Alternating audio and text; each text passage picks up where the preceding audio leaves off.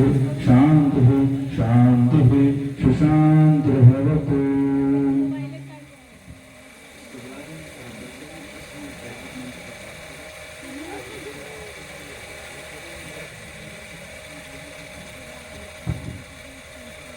हरिओम।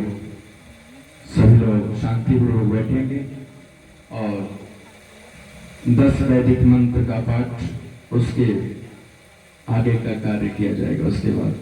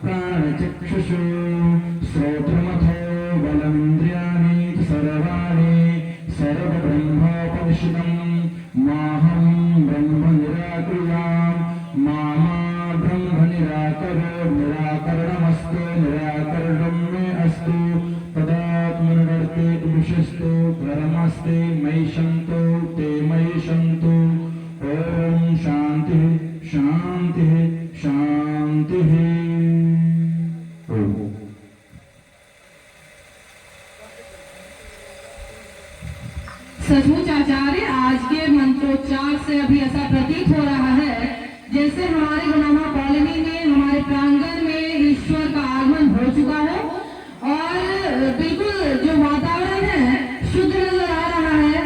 और इसके बाद जो कुछ हमारे अतिथिगण बच गए थे उनके थोड़ा मैं उनका परिचय कराना चाहूंगी शॉर्ट में, जो कि है हमारे डॉक्टर वरुण सर जो बाढ़ में दंत चिकित्सक हैं, ऋतुराज जी जो युवा फिटनेस क्लब बाढ़ के सह कोच है, रणबीर जी जो स्वयं सेवक है, रंजन जी स्वयं सेवक से हैं एवं गोविंद जी जो नित्य नवनीत अखबार से हैं। तो आप सबों का पुनः मैं हार्दिक अभिनंदन एवं स्वागत करती हूँ और बिना किसी देरी के मैं मंच पर आमंत्रित करना चाहूंगी अतिथि देवो भव का संदेश लेते हुए आप सभी अतिथियों का सम्मान करने हमारे बीच आमंत्रित करना चाहूंगी ऋतुराज जी को, राम कुमार जी को एवं एक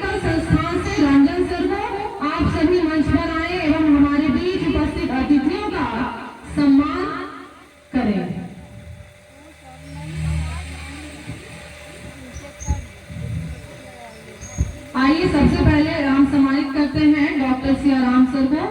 तो आप लोग जोरदार तालियों से सर का सम्मान करेंगे।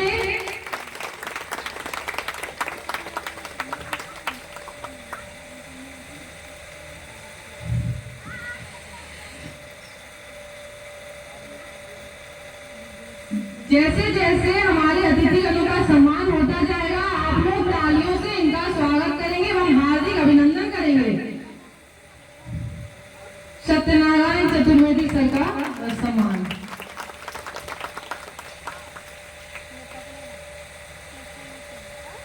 आशुतोष सर का सम्मान करना चाहेंगे। माननीय डॉक्टर वरुण सर का सम्मान करना चाहेंगे। आप सभी जो अपने कीमती समय के बीच हमारे लिए आप सबों ने समय निकाला, इसके लिए हम सभी आप सबों के आभारी हैं।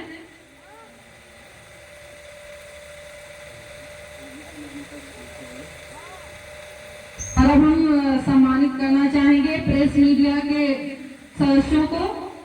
नित्य नवनीता अखबार से गोविंद जी को,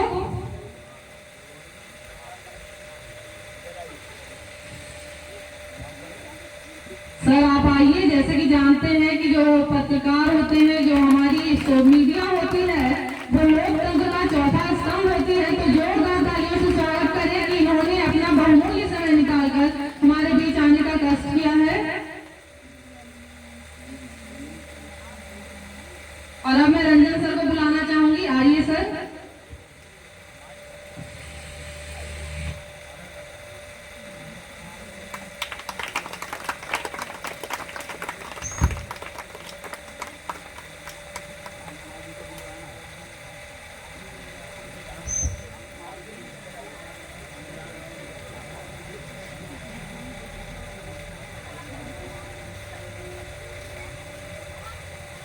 और अब हम राम कुमार जी को, जो दस्तक प्रभात से हैं, इनको सम्मानित करना चाहेंगे। धन्यवाद सर।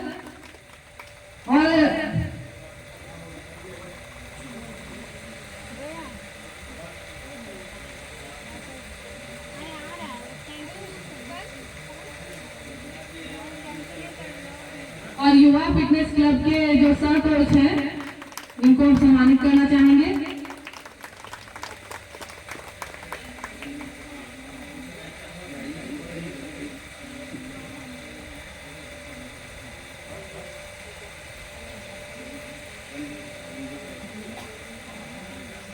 और अब रणदीप सर को हम सम्मानित करना चाहेंगे। सर आइए।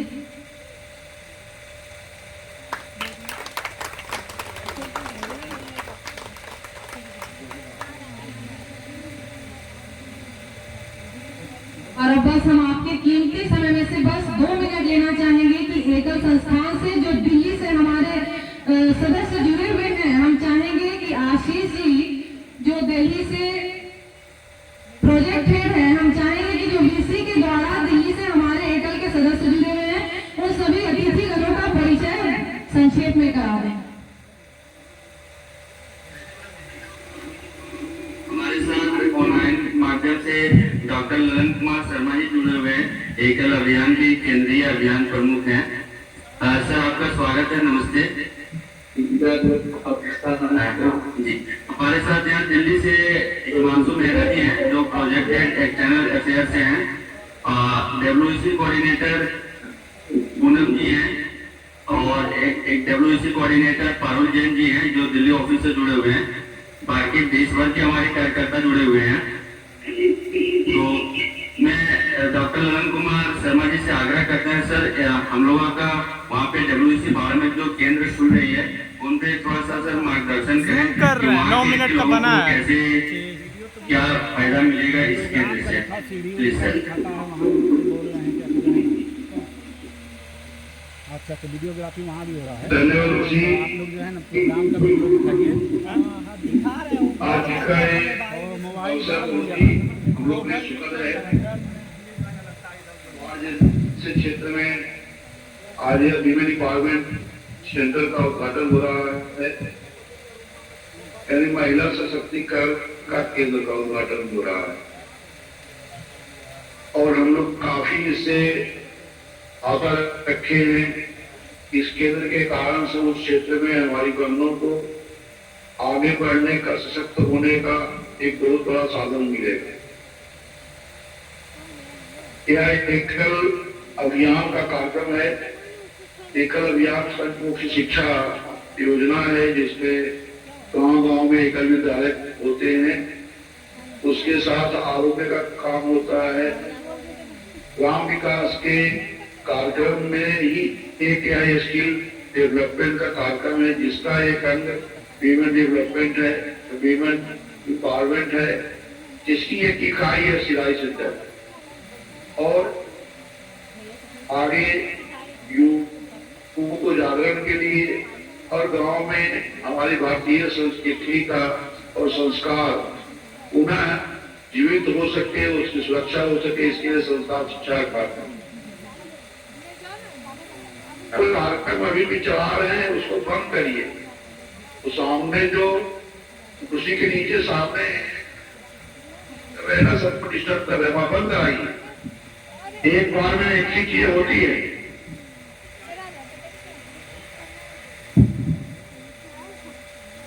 रंजन जी सुन रहे हो तो वहां पहले शांति व्यवस्था बनाइए। रंजन जी खड़े हुए ग्रीन पहन करके कौन घूम रहे हैं साहब?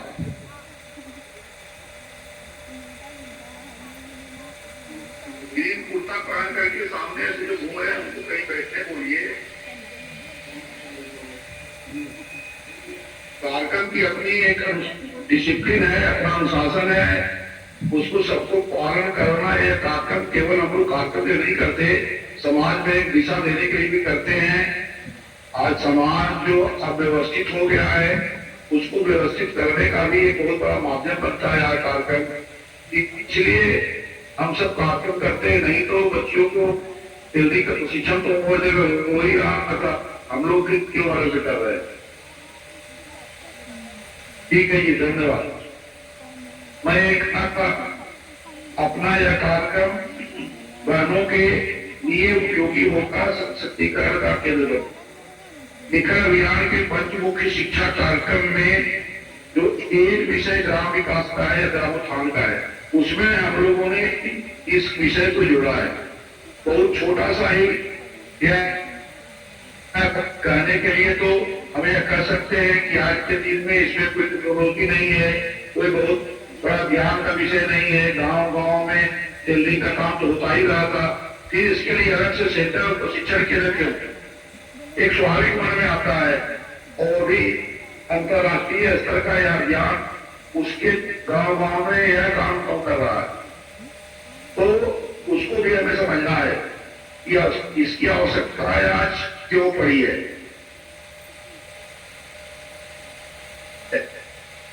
और उसका उद्देश्य शास्त्र है। आज जो गांव की बिगड़ती हालत है, आज गांव जो हमारे नौजुवकों को रहने लायक रह नहीं गया, गांव से बड़ी मात्रा में पलायन है नौजुवकों का, और यहाँ तक कि माता बहनें भी गांव छोड़ के बाहर जा रही हैं। इस परिस्थिति में गांव को रहने लायक बनाना, सुंदर गांव बनेगा, सारे संसाधनों से गांव युक्त होगा, और गांव में जो साधन बने उनको संभालने वाले लोग भी वहां हो, और जो लोग रहे उनको रोजगार प्राप्त हो। ये सारे एक श्रृंखला से जुड़ती है चीजें। ये सारी चीजें होंगी तब आज का नया युग का जो नवयुवक है, जो पढ़ा लिखा युक्त है, तभी गांव में ठहरेगा। अन्यथा वह शहरों में ही कहीं न कहीं चक्कर लगाएगा, और बड़े शहरों में जाने के बाद, पलायन करने के बाद, गांव छोड़ने के बाद जो परिस्थितियां बनती है कम पढ़े लिखे लोगों की, वो सब लोग देख रहे हैं किस जगह पर कहां जाकर के रहते हैं, उनके साथ क्या व्यवहार होता है, और वो कहां रहते हैं। नालियों में सोते हैं, प्लेटफॉर्म पर सोते हैं, बाथरूम में सोते हैं, रोड किनारे ब्रिज के नीचे सोते हैं। परंतु ये क्या कहने के लिए है कि मैं तो दिल्ली में रहता हूँ, मैं तो मुंबई में रहता हूँ। गांव में लोग जो ठहरे हैं उन पर भी वो आकर के एक तरह से मेंटल दबाव देते हैं कि मैं तो शहर में रहता हूँ, तो गांव में रहते हो। गांव की जिंदगी को हमेशा इंफीरियर साबित करने की कोशिश करते हैं। ऐसे भगोड़े लोग के कारण से गांव में आज एक ऐसी स्थिति बनी कि धीरे धीरे करके गांव हमारा खाली हो गया। गांव खाली होने में एक परेशानी हमारी सरकार के नियम कानून भी है। जिस प्रकार की योजनाएं सरकार लाती है उन योजनाओं में कुछ भी गांव में इंफ्रास्ट्रक्चर खड़ा ही नहीं होता। और बड़ी बात यह है कि आज जो एक योजना भारत सरकार की चल गई है, सबको बैठे बैठे भोजन मिल रहा है। 80 करोड़ हमारे यहाँ की सरकार घोषित करती है, वित्त मंत्री जी घोषित करती है 80 करोड़ लोगों को हम फ्री भोजन दे रहे हैं।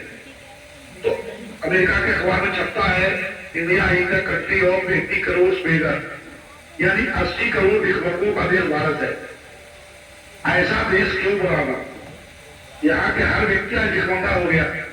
सरकार के रंगों कदम पर जिएगा और जिस वर्ग को वो इस तरह से भोजन देकर के बर्बाद करना चाहते हैं वो कौन सा वर्ग है?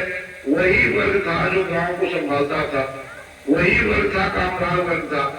उसके हाथ के सारे हुनर को खत्म करना, उसके परंपरागत रोजगार को ध्वस्त करना और उनको काहिल और सरकार के भोजन करके भिखमंगा बनाना, यह सरकार की आज प्रथम प्रायोरिटी बन गई। क्योंकि सरकार चलाते आज भी हमारे विदेशी लोग हैं, हमारे ब्यूरोक्रेट उनके पीछे हुए होते हैं, उनके हिसाब से योजनाएं बनाते हैं। क्योंकि उनको समझ में आ गया है विदेशी लोगों को जो भारत की इतनी बड़ी ताकत है उसको कैसे भी छोटा करें, कम करें, इसके लिए षड्यंत्र पूर्वक उनको लग रहा है कि भारत के छोटे छोटे परंपरागत कारीगरी जीवन तक बना रहेगा, जीवित रहेगा। जब तक यहाँ की खेती मजबूत रहेगी तब तक भारत 100% गुलाम नहीं बनेगा। केवल राजनीतिक स्वतंत्रता तो मिला है, हम केवल अंग्रेजों के झंडे उतार के भारतीय तिरंगा तो फहरा रहे हैं, शेष तो पूरा भारत और गुलामी में जगड़ते चला जा रहा है। आज आप देखेंगे आपके सारे रोजगार पर कब्जा किसका है? आज भारत में बहुत कम समय में ही करोड़ों की संख्या में रोहिंग्या आए और भारत में दमाल बन के रह गए। कोई जाना भी नहीं कि रोहिंग्या कहां बस गया, करोड़ों की संख्या में आए। आखिर कैसे चुपचाप बस गए? हम लोगों ने 5-5 करोड़ 10-10 करोड़ की बिल्डिंग बना के हिंद हम ही लोगों ने दिया उनको।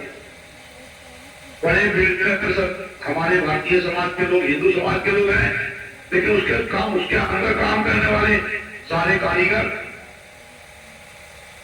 सारे कारपेंटर, सारे प्लम्बर, सारे मेसन, सारे पेंटर, सारे इंटीरियर का काम करने वाले सारे के सारे रोहिंग्या हैं। क्योंकि थोड़े से सस्ता काम कर देते हैं, लेकिन उनको तो रहने के लिए 5 करोड़ 10 करोड़ का बिल्डिंग आपने मुहैया करा दिया ना। तुलना करके देखिए, कुछ ही वर्ष पहले 2000 के दशक में 90 के बाद ही तो पलायन हुआ काश्मीरी पंडितों का। सारे पाकिस्तानियों ने मारवा के भगा दिया, कश्मीर छोड़ के उनको दिल्ली आना पड़ा। सारे कहां ठहरे? सारे ठहरे किसी टेंट हाउस में। आज भी शरणार्थी श्रीलंका में ठहरे हुए हैं। 1000 की संख्या में अपने यहाँ हमारे कश्मीरी पंडित आए, उनको शरणार्थी शिविर में आना पड़ा।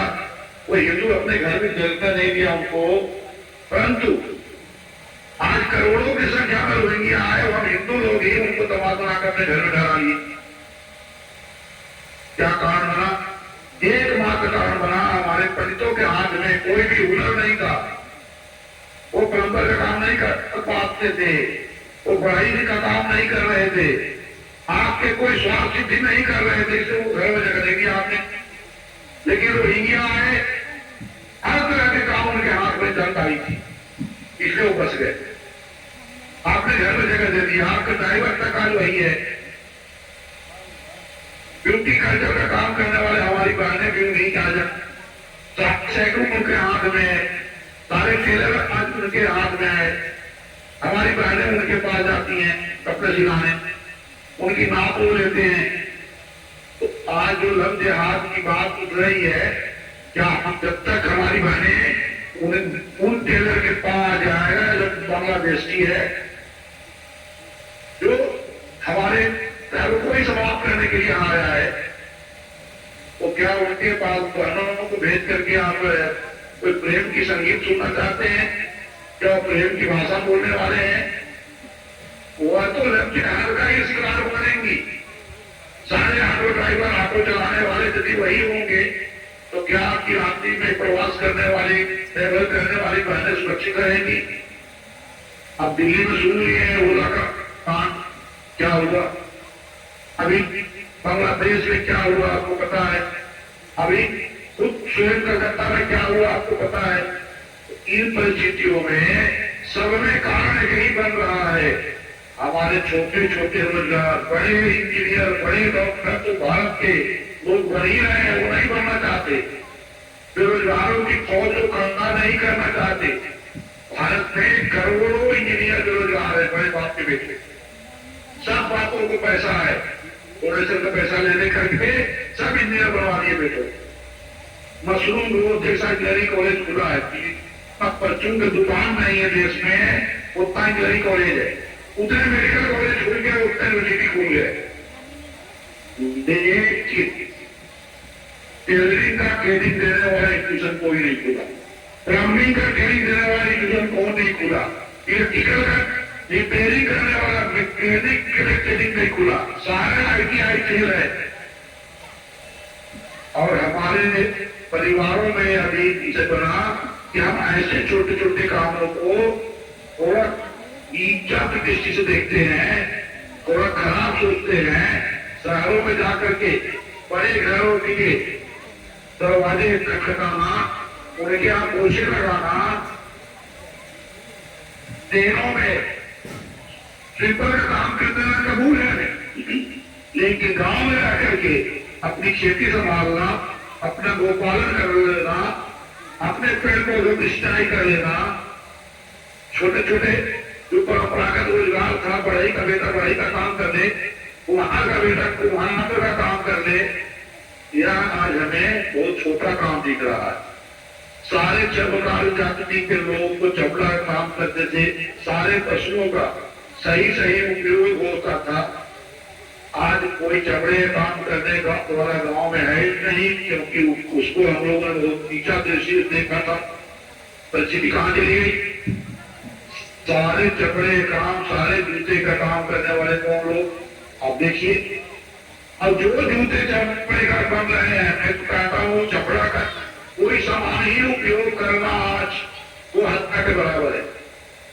वो चमड़ा कोई जानवर नहीं करता, सारे चमड़े जितना गाय के बच्चे और गाय मतलब चमड़े से इनको खड़ा करके उसके सीधा चमड़े तक जाते हैं, इससे बनते हैं। तो गाय की हत्या का कारण कौन बनता? हम ही आप बन रहे हैं, क्योंकि चमड़ा उपयोग करते हैं। हम लोगों को कसम खा कि कोई चमड़ा उपयोग नहीं करेंगे, अपने आप चमड़ा का उपयोग बंद होगा, गाय की हत्या बंद हो जाएगी।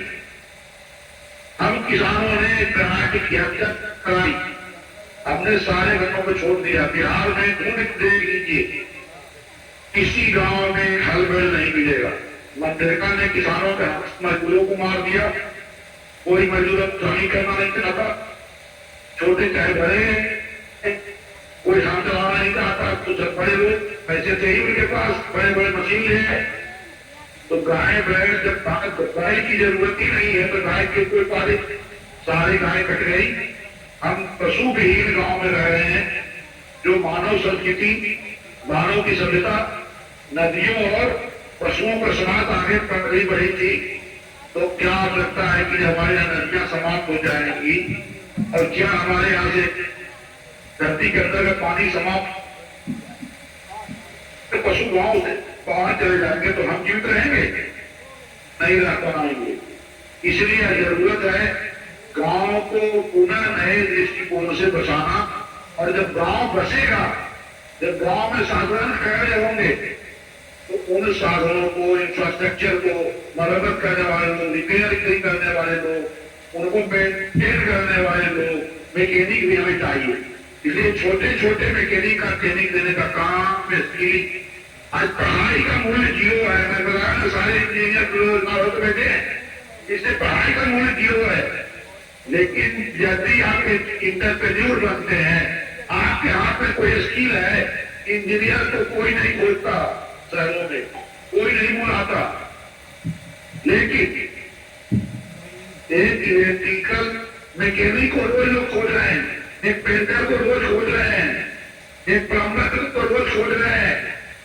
स्थिति तो ऐसी होती है कि लोग शौचालय को उस दिन तक नहीं जाते, इसलिए कि कहा प्लम्बर आ ही रहा है, क्यों लगा हुआ है, खोज रहे प्लम्बर नहीं मिल रहा। हमें अपने समाज को यदि आगे बढ़ाना है, शहरों के बराबर गांव को खड़ा करना है, स्मार्ट सिटी बन रही है सरकार के द्वारा, लेकिन स्मार्ट विलेज बनाने का काम तो मेरा ही गांव के लोगों को करना पड़ेगा ना। इसलिए आप सब जितने स्वजन बंधु यहाँ आए हैं, जितनी बहनें आए हैं, आप सबों से मेरा बोध है, निवेदन भी है कि हम जहाँ है अपने आसपास की चीजों को स्मार्ट बनावे, खूबसूरत बनावे। जो हमारे ही नस्ल के बच्चे हैं, हमारी ही पीढ़ी है, वो हमें छोड़ के ना भागे। आज सब बाप की चिंता यही हो गई है कि मेरा बेटा मेरे पास नहीं रहता। अरे तो आप उसके रहने लायक घर बना के रखिए, कहाँ घर बना के रखिए, अच्छा क्वालिटी बनाइए, घर में पंखा लगे, घर में एसी लग जाए, घर में फ्रीजर आ जाए, खूब अच्छा इंटरनेट की व्यवस्था हो जाए। आपका बेटा बेटी भी आपके घर में रहना चाहेगा, छुट्टियां बिताने हो शिमला और दार्जिलिंग नहीं जाएगा, आपके गांव में आएगा, क्योंकि नेटवर्क उसको दुनिया में नहीं मिलेगी, आपके गांव में मिलेगी। जब प्रेम और व्यवहार, चाचा और चाची का संबंध, भैया और भाभी का संबंध गांव में ही मिलेगा, शहरों में नहीं मिलता। वो खोज रहा है, लेकिन हम अपने गांव को नहीं बना पा रहे, अपने घर को ऐसा नहीं बना रहे। इसलिए छोटा सा काम दिख रहा होगा टेलरिंग का, लेकिन हम इस टेलरिंग के साथ आगे ब्यूटी कल्चर का काम जोड़ेंगे, मशरूम उत्पादन का काम जोड़ेंगे। गांव में महिलाओं के लिए जो जो चीजें हो सकती है, पोषण वर्ग का काम जोड़ेंगे, हम इसको जोड़ते चले जाएंगे। इसलिए सेंटर का काम टेलरिंग ट्रेनिंग सेंटर नहीं है, टेलरिंग से शुरू हो रहा है, क्योंकि सबसे बड़ा अटैक आज हमारे टेलर व्यवस्था पर है। सारे हिंदू बेदखल हो गए इस रोजगार से, सारे बांग्लादेशियों का कब्जा है उस पर। इसलिए हमें उसको सफल करना है, हमें उसकी भरपाई करनी है। इसलिए हम सब लोग कोशिश कर रहे हैं। अब तक 52,000 53,000 हमारी बहनों ने अपने यहाँ से ग्राम उत्थान योजना से अब तक ट्रेनिंग ली है। सब कहीं न कहीं रोजगार कर रही हैं। सबको फीमेल गारमेंट पर ही, महिलाओं के ही परिधान पर 4,000 5,000 10,000 घर बैठे रोजगार प्राप्त होता है। क्यों लड़ाई हुआ अमेरिका से कपड़ा बने के आवे? अमेरिका का अगर लेवल बनता है कपड़ा तो भारत के ही लेवल बनते हैं, लेकिन कपड़े बनवाने वाले कौन होते हैं इसको सोचो। हमारा हाथ का 2 रुपया, हमारा पसीने का 2 रुपया भी उसके घर में क्यों है, जो मेरे ही पैसे से हमारे ऊपर गर्दन पर तलवार लगा दे। कसम खाना चाहिए हमें, मेरा 2 रुपये भी आज उसके हाथ में न जाए जो मेरे ही ऊपर तलवार निकालने वाला कल आवे। आज बांग्लादेश में जो हुआ है, जो आज बंगाल में, पश्चिम बंगाल में हो रहा है, यहाँ पे ही बिहार में 5-7 जिले ऐसे होते हैं जहाँ सारे के सारे लोग कार्य कर रहे हैं, भाग रहे हैं, छोड़ करके घर छोड़ के भाग रहे हैं। क्यों परिस्थिति बनी है? क्योंकि आप रोजगार छोड़ा, आप जमीन छोड़ के भागे, उस जमीन पर कब्जा करना तो सब कब्जा करते चले गए।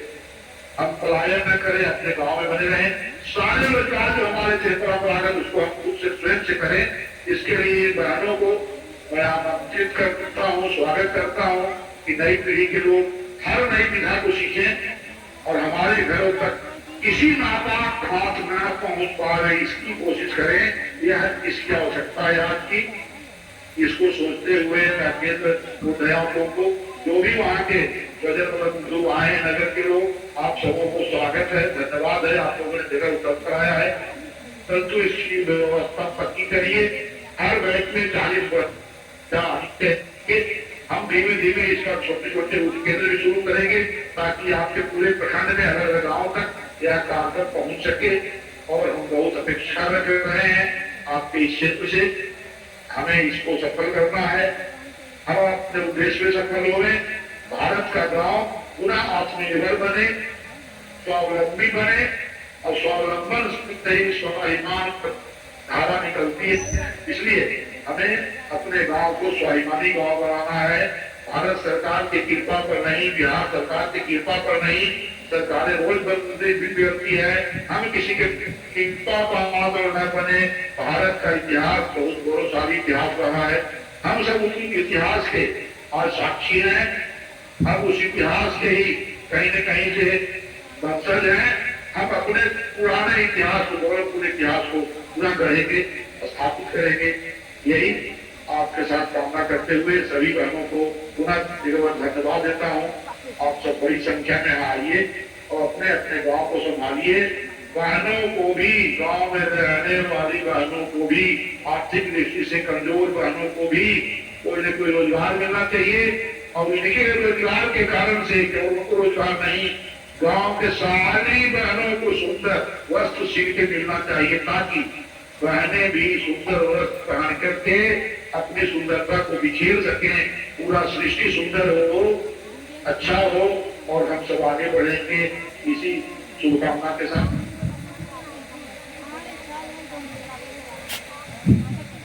बढ़ाइए। सबको धन्यवाद, नमस्कार। धन्यवाद सर आपका, आपने इतने अच्छे से मार्गदर्शन हम लोगों को किया। एक परिचय और हमारे साथ विनोद अग्रवाल जी जुड़े हुए हैं और जोनल हेड हैं T3 के। सर आप थोड़ी देर रुकिएगा, आपका आशीर्वचन हम लोग थोड़ी देर बाद लेंगे। रंजन जी कृपया वहाँ का स्थानीय कार्यक्रम को आप आगे बढ़ाएं सर।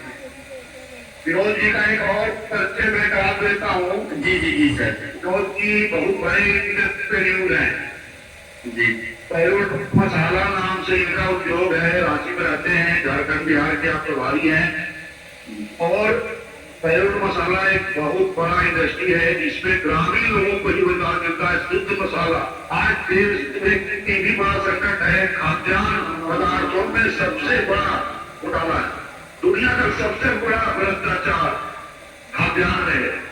दुनिया में पैसा को रूप से चलेगा, धन संपत्ति रूप से चलेगा, लेकिन मर जाऊंगा। इसलिए विनोद जी को विशेष धन्यवाद है कि सबको शुद्ध भोजन कराने का आपने अपना उद्योग शुरू किया है। ये उद्योग और फले पूरे, और आपका उद्योग सारा किसानों के साथ ही जुड़ा है, इसलिए आपका उद्योग बढ़ेगा, हमारे किसान भी बढ़ेंगे। या मैं आपके परिचय में जोड़ रहा हूँ से सुधे विनोद जी का उद्बोधन मिलेगा हम लोगों को। हम सब धन्यवाद से बात रहेंगे। जी सर। रंजन जी आप वहाँ का स्थानीय कार्यक्रम को आगे बढ़ाएं। जी सर, बहुत बहुत धन्यवाद सर, जो आप यहाँ मौजूद न होकर भी दिल्ली में मौजूद होकर हमारे साथ जुड़ पाए और अपना मार्गदर्शन हमें प्रदान किया। निश्चय ही हम सबों से जो आपकी आशा है, हम लोग बढ़ चढ़कर महिलाएं इसमें हिस्सा लेंगी और समाज के प्रगति के लिए, देश की प्रगति के लिए एक कदम हम लोग जरूर बढ़ाएंगे। और अब यहाँ के कार्यक्रम की अगली कड़ी के लिए हम देखेंगे कि उद्घाटन कार्यक्रम को आगे बढ़ाया जाता है।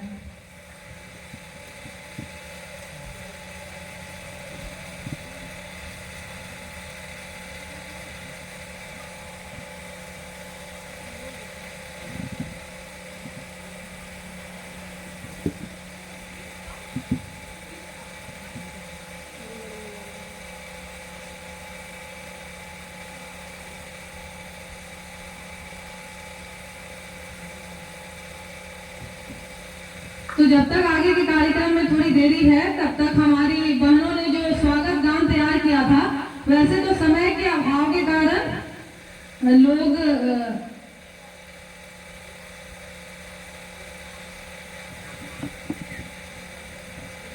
जी सर, ठीक है। तो कार्यक्रम की अगली कड़ी में जो हमारी बच्चियों ने एक स्वागत गान तैयार किया था, मैं उनको पेश करना चाहूंगी, क्योंकि बहुत देर से उन लोगों ने इंतजार किया है इस समय का। तो मैं बुलाना चाहूंगी पल्लवी को एवं रचना को, आप दोनों आए एवं स्वागत गान प्रस्तुत करें।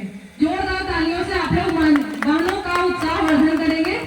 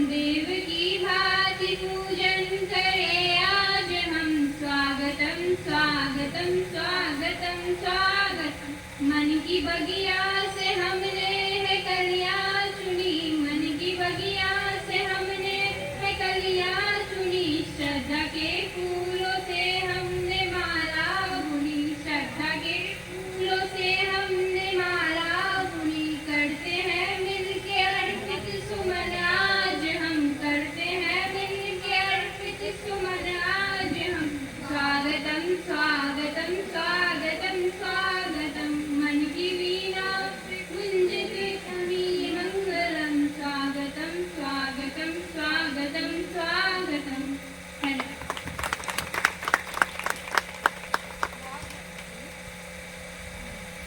बहुत बहुत धन्यवाद पल्लवी और रचना। सचमुच आप दोनों ने बहुत ही अच्छा स्वागत किया है।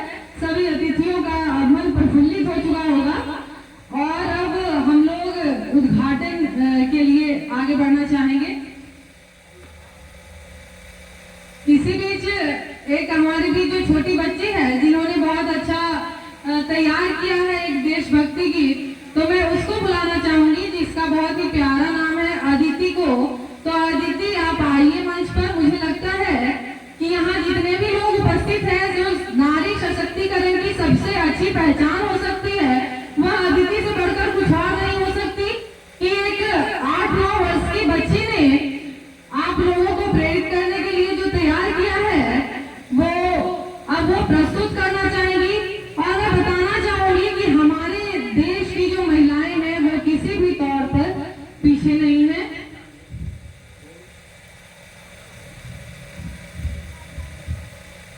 और जिस गाने पर अदिति ने तैयार किया है वो है ऐसा देश है मेरा। तो क्या अदिति आप तैयार हैं? हाँ।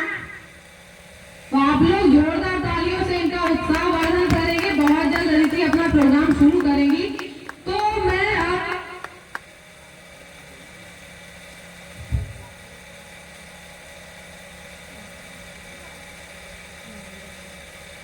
तो तब तक मैं यह बताना चाहूंगी कि हमारी जो संस्कृति है, हमारी जो परंपरा है, जिसे हम पीछे छोड़ते आ रहे हैं। जैसे सब लोग चाहते हैं कि हम पढ़ें, हम ये करें, हम सरकारी नौकरी बने करें, हम अफसर बने, हम डॉक्टर बने, हम इंजीनियर बने, लेकिन हर कदम पर हम ये भूलते जा रहे हैं कि कहीं ना कहीं जो हमारी संस्कृति है, जैसे हमारा सिलाई करना, हमारा कढ़ाई करना, हमारा स्वेटर बुनना, ये कोई भी जो कला है वो कहीं भी पीछे नहीं रहनी चाहिए। इस आधुनिकता के दौर पर हम इसे भूलते जा रहे हैं।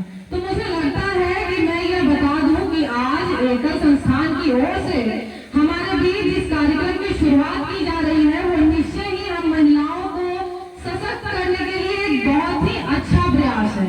तो आगे मैं चाहूंगी कि जैसा सर ने हमसे आशा किया है कि कोई भी कार्यक्रम सफल कब होता है, जब कार्यक्रम में भाग लेने वाले जो लोग होते हैं वो सही से अगर उपस्थित हो जाए तभी कार्यक्रम की सफलता होती है। तो आप लोग इस कार्यक्रम को आगे भी सफल बनाने का कष्ट करेंगे। और अब बिना किसी देरी के अतिथि का नृत्य आपके सामने प्रस्तुत होने जाएगा। तो आप लोग एक बार फिर से जोरदार तालियों से बच्ची का उत्साह वर्धन करेंगे।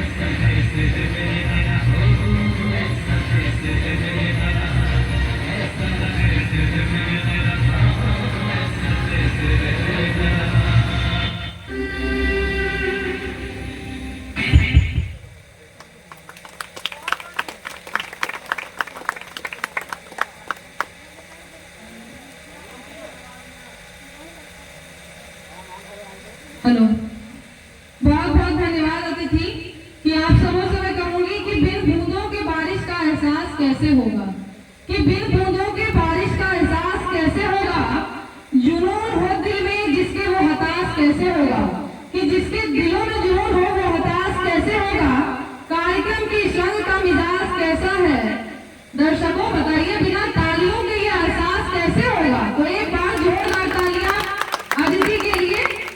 इसके बाद मैं जो बताना चाहूंगी वो है कि कार्यक्रम का उद्देश्य क्या है, किसके सौजन्य से इस कार्यक्रम को आयोजित किया जा रहा है।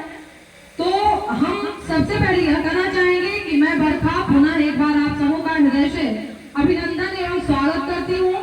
इसी बीच हमारे बीच जो एक हमारे अतिथि हैं जो किसी परिचय के मोहताज नहीं है, डॉक्टर गीतांजलि मैम हमारे बीच आ चुकी हैं। तो मैम हम सभी आपका हार्दिक अभिनंदन एवं स्वागत करते हैं कि महिलाओं के लिए जो आज ये कार्यक्रम रखा गया है इसमें आप हमारे प्रतिनिधि के रूप में आए, इसके लिए हम आपके सदा आभारी रहेंगे मैम। धन्यवाद मैम।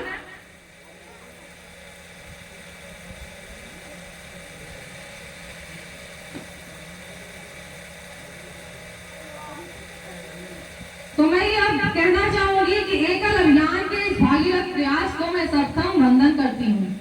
एकल संस्थान के इस प्रयास को मैं वंदन करती हूँ जिसने देश सेवा, ग्राम सेवा, राष्ट्र सेवा की परिभाषा को और अलंकृत किया है कि सांसों की आवाजाही सिर्फ तिरंगा होती है, कि सांसों की आवाजाही सिर्फ तिरंगा होती है, राष्ट्रवाद की बूंद ही समूची पावन गंगा होती है। तो इसी राष्ट्रवाद से ओतप्रोत हमारे बीच हमारे अतिथि महोदय हैं, उनके सम्मान के लिए मैं आमंत्रित करना चाहूंगी मंच पर। तो हमारे बीच से ही एक महिला प्रतिनिधि आए और हमारी अतिथि का सम्मान करें। झिझकने की कोई बात नहीं है, यह कार्यक्रम महिलाओं से ही सफल होने वाला है, तो आप बढ़ चढ़कर आगे आए। तो हमारे अभिभावक ममता मैम, गीतांजलि मैम का अभिनंदन करते हुए, स्वागत करते हुए धन्यवाद मैम। तो आगे मैं कंटिन्यू करना चाहूंगी कि एकल के इस अभियान का उद्देश्य क्या है। एकल अभियान जो है वह समाज सेवा की अद्भुत मिसाल है। एकल अभियान जो है वह समाज सेवा की एक अद्भुत मिसाल है जो करोड़ों ग्रामीणों, गरीबों एवं आदिवासियों की जिंदगी में नया उजाला भर रही है। जैसा कि हम लोग देखते हैं कि सारी सुविधाएं, सारी योजनाएं कहाँ के लोगों के लिए चलती है, निश्चय ही यह जो टाउन का एरिया होता है वहाँ के लोग इससे लाभान्वित होते हैं। तो हमारी मुख्य धारा से मुख्यतः रूप से छूट कौन जाते हैं, हम महिलाएं छूट जाती हैं, जो हम ग्रामवासी होते हैं वो छूट जाते हैं, जहाँ तक शायद सारी योजनाएं पहुंच नहीं पाती हैं। तो जो ये एकल अभियान है जो सिर्फ हमारे देशों में नहीं विदेशों से भी लोग इसे कार्यान्वित कर रहे हैं, इसे संचालित कर रहे हैं।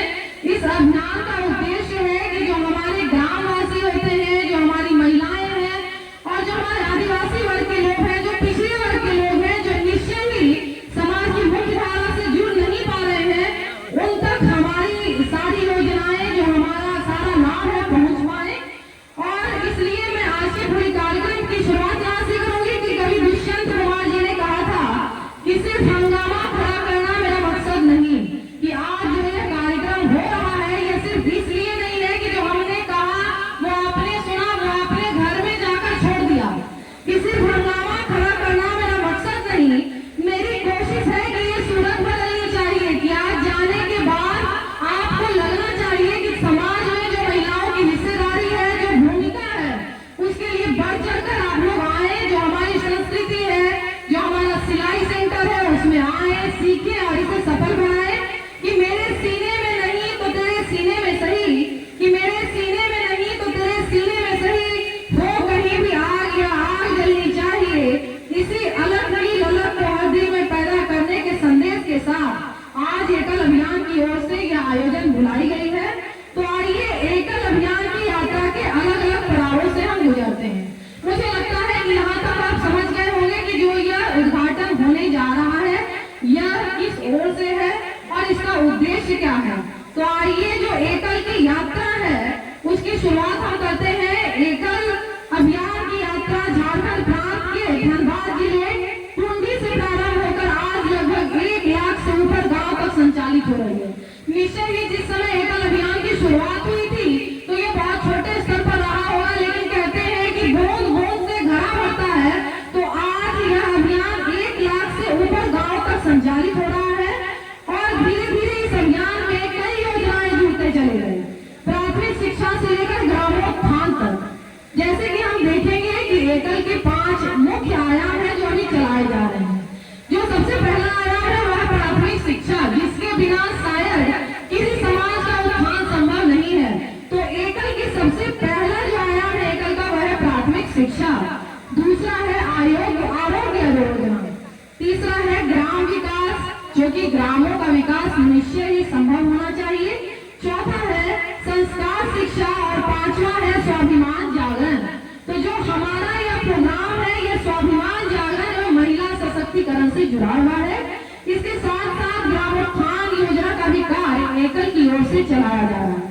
इसके तहत गांवों का जो सर्वांगीण विकास है वो किया जा रहा है। इसके तहत महिलाओं के लिए सिलाई सेंटर, कढ़ाई सेंटर एवं ब्यूटिशियन सेंटर, हर किसी सेंटर का उद्घाटन किया जा रहा है ताकि जो लोग इससे वंचित रह रहे हैं वो कम सुविधाओं में, कम लागत में आकर यहाँ पर सीखें और अपनी कलाओं का निखार करें। इसके अलावा कंप्यूटर प्रशिक्षण भी एकल के द्वारा कंप्यूटर सेंटर भी संचालित किया जा रहा है। इसका मतलब है कि हम हर किसी कला से जो वंचित रह रहे हैं, जो पीछे रह रहे हैं, उन सबों को सिखाते हुए समाज के हर लोगों को मुख्य धारा से जोड़ना एकल अभियान का मुख्य संदेश है, मुख्य औचित्य है। तो मुझे लगता है कि मैं अपना संदेश आप लोगों तक पहुंचा पा रही होंगी कि आज का इस प्रोग्राम का, आज के इस कार्यक्रम का क्या उद्देश्य रहा होगा।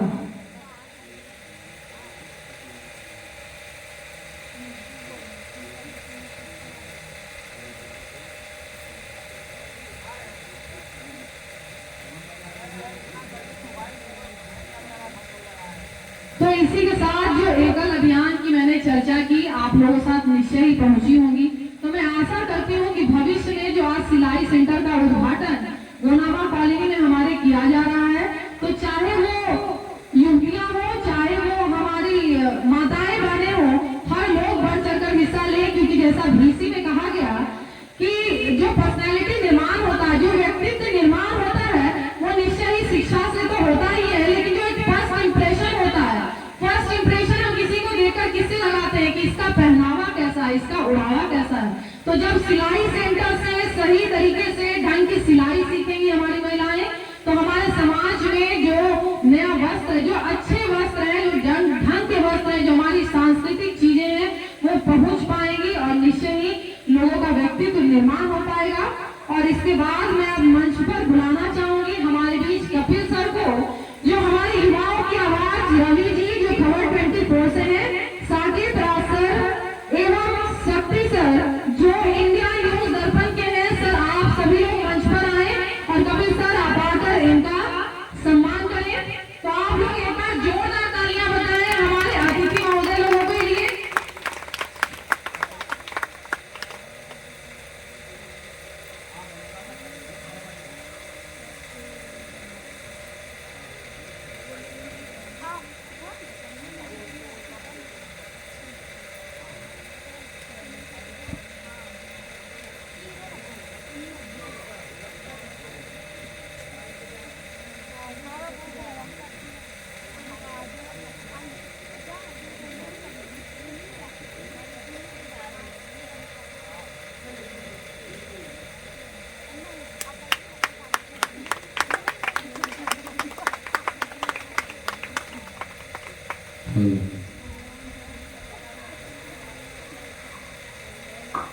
और रवि जी के बाद मैं साकेत राज जी को मंच पर बुलाना चाहूंगी।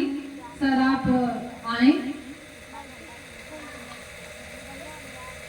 और ऋतुराज जी से मैं आग्रह करना चाहूंगी कि आप इनको सम्मानित करें। Sir please.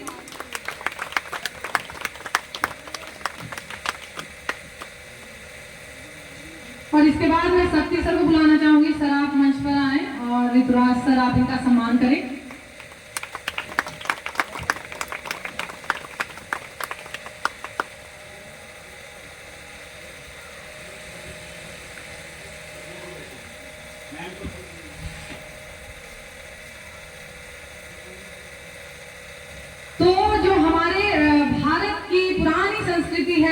अतिथि देवो भव।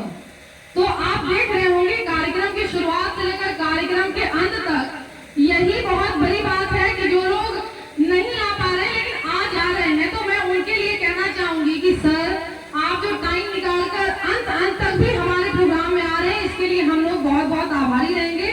और मैं कहना चाहूंगी कि जगमोहन सी बातें करके लूट लूट ले जाते हैं, कि प्यारी प्यारी बातें करके लूट लूट ले जाते हैं, सौगातों की झोली भरकर प्यार बांटते जाते हैं, सौगातों की झोली भरकर प्यार बांटते जाते हैं। इस सोहबत को कौन न तरसे, इस सोहबत को कौन न तरसे। हम तो किस्मत वाले हैं जो कि सर आपको बुलाया और आप सहज ही आ जाते हैं। तो आप लोगों ने जो 2-2 मिनट भी हमारे कार्यक्रम के लिए आकर अपना दिया, इसके लिए हम लोग बहुत बहुत आभारी रहेंगे। इसके अलावे मैं आपसे यह भी निवेदन करना चाहूंगी कि कार्यक्रम के अंत में आप लोगों से मैं यह कहना चाहूंगी कि आप लोग अपना अनुभव जरूर प्रदान करेंगे। और इसके पहले जो हमारे बीच हमारे अभिभावक हैं, जो हमारी मैम है, जो चक्षु रोग विशेषज्ञ हैं, जिन्होंने इस समाज को आगे बढ़ाने का काम किया है, जिन्होंने केवल कहते हैं कि कर्मस्थली से आगे बढ़कर जब आप समाज को आगे बढ़ाने के लिए काम करते हैं तो आपकी एक अलग पहचान होती है। मैंने शुरुआत में ही कहा था कि अब जो हमारे बीच हमारे अतिथि महोदय आ रहे हैं वो बहुत ही विशेष है। तो उनकी विशेषता इसलिए है क्योंकि एक कि जिस समय में नारी हमारी समाज से पीछे रह रही थी, उस समय में इन्होंने मुख्यधारा में आकर जो समाज को आगे बढ़ाने का काम किया है, अपने कर्मस्थल से हटकर जो हमारे लिए प्रेरणा का स्रोत बनी है, तो ये निश्चय ही किसी परिचय का मोहताज नहीं है। तो मैं चाहूंगी कि मैम आप हमारे लिए कुछ मार्गदर्शन करें, हमें अपने 2 आशीर्वचनों से सुशोभित करें ताकि हमारा भी भविष्य उज्जवल हो सके। तो आप लोग एक बार जोरदार तालियां मैम के लिए बजाएंगे कि मैम अपने 2 शब्द। जी नमस्कार, मेरा नाम गीतांजलि आस्था है। यहाँ बाढ़ में नेत्र रोग विशेषज्ञ के रूप में डॉक्टर पंकज कुमार का जो नर्सिंग होम है मुरलीधर मेमोरियल, उसमें गीता आइस के नाम से मेरा क्लिनिक है। आज बहुत ही शुभ दिन है जो हम एक महिला सशक्तिकरण के लिए सिलाई सेंटर की ओपनिंग में हिस्सा बन रहे हैं। महिलाओं का आगे बढ़ना बहुत ज़रूरी है समाज के लिए। कि एक अगर समझदार पढ़ी लिखी महिला घर में होगी तो आगे की पूरी पीढ़ी समझदार हो जाती है। बच्चों को संभालने के लिए अगर एक पढ़ी लिखी एक समझदार माँ घर में हो तो बच्चे अपने आप सही रास्ते पर चलते हैं। तो एक माँ के होने से उसका स्वयं का तो होता ही है उद्धार नारी का आगे बढ़ने से, लेकिन अगली पूरी पीढ़ी आगे बढ़ती है। इसलिए हमें ये नहीं कि हमें बराबरी करनी है, पुरुषों से हमारी कोई बराबरी है ही नहीं। हम अपनी स्तर पे हैं, वो अपने स्तर पे हैं। तो बराबरी करने का हमारा उद्देश्य नहीं होना चाहिए, लेकिन अपने आप को संभालना है, अपने आप को संभाल के चलना है ताकि आने वाली पीढ़ी को हम कुछ अच्छा दे पाएं। बहुत बहुत धन्यवाद मैम, जो आपने ये बातें कही ये हमारे लिए गौरव की आशीर्वचन है। क्योंकि जो उद्देश्य है किसी का भी आगे बढ़ने का वो निश्चय ही गलत ना होना चाहिए। जैसा मैम ने कहा कि हम महिलाओं का उद्देश्य ये नहीं है कि हम बराबरी करें पुरुषों की, हम लोग निश्चय ही प्रकृति की 2 अलग अलग चीजें हैं, लेकिन अपने आप के व्यक्तित्व को निखारना वो अपने आप की एक बात होती है। इसके लिए आप लोग निश्चय ही काम करेंगे। मैम पुनः आपका बहुत बहुत धन्यवाद, बहुत बहुत प्रणाम, थैंक यू। इसके बाद मैं चाहूंगी कि हमारे बीच जो सिलाई सेंटर खुला है यह अभी से 10 दिनों से पहले भी थोड़ा चल रहा था, तो जो लोग इससे लाभान्वित हो रहे थे, मैं चाहूंगी कि अब 2 शब्द उन लोगों को बोलने के लिए दिया जाए कि उन्हें कैसा अनुभव हुआ। तो मैं बुलाना चाहूंगी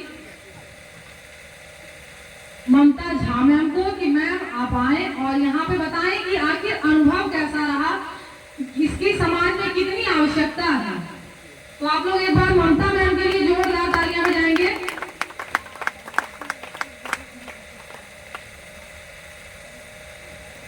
सबसे पहले तो आप लोगों को नमस्ते। ये जो है मेरे गनोमा कॉलोनी में इसलिए था कि यहाँ की बहू बेटियाँ जो है मतलब कि घर में काम धंधा करते हुए भी कुछ अपना रोजगार करे, अपना अथी करे, जो सिलाई सीखे और आगे बढ़े, जिसके कारण हम लोग जो मतलब कि घरेलू महिला है वो लगता है कि हम कुछ कर नहीं पाएंगे, हम आगे बढ़ नहीं पाएंगे। लेकिन हाँ, हम लोग भी कुछ कर सकते हैं, आगे बढ़ सकते हैं, क्यों नहीं करेंगे, जरूर करेंगे। और सब लोग आके यहाँ के उद्घाटन में आइए, उसके लिए बहुत बहुत धन्यवाद। और के सिलाई सीखिए और इसको आगे बढ़ाइए। बहुत बहुत धन्यवाद मैम। अब हम लोग कार्यक्रम की अगली पीढ़ी में मैं चाहूंगी कि मैम हम लोग जो उद्घाटन समारोह है उसका शुभारंभ करें, तो इसके लिए आपका सहयोग मिलेगा।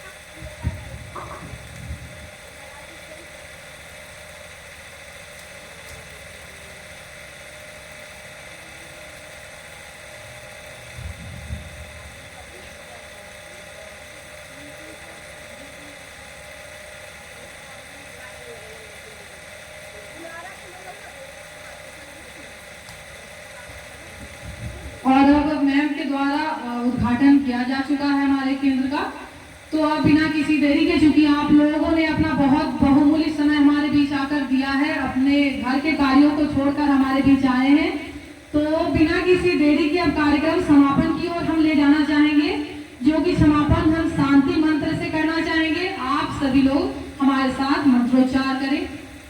ओम सर्वे भवन्तु सुखिनः, सर्वे सन्तु निरामया, सर्वे भद्राणि पश्यन्तु, मा कश्चित् दुःखभाग् भवेत्।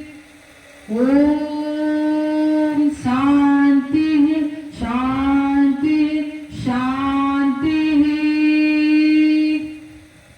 धन्यवाद आप सभी को पुनः एक बार हमारी ओर से।